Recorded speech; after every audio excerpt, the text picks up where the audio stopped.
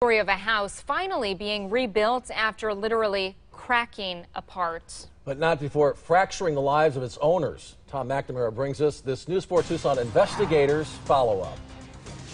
Dan Ryan's house started falling apart 16 months ago. Now, after long legal battles, sleepless nights in hotels and at friends' houses, and very high stress, his life and his home are finally being repaired.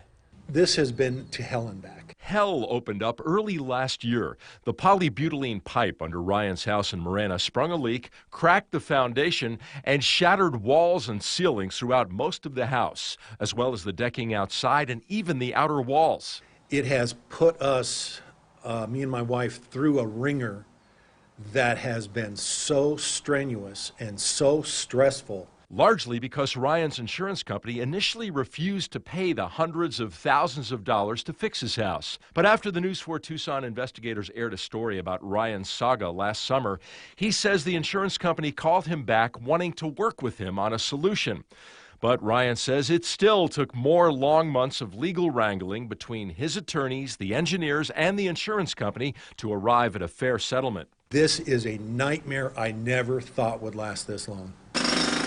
They did settle, and just days ago, workers began jackhammering the foundation. Contractors are set to demolish and rebuild about 2/3 of Ryan's house, which he says the insurance company has already paid for. But if further damage is found, the whole thing will be leveled and replaced, and that will be covered as well.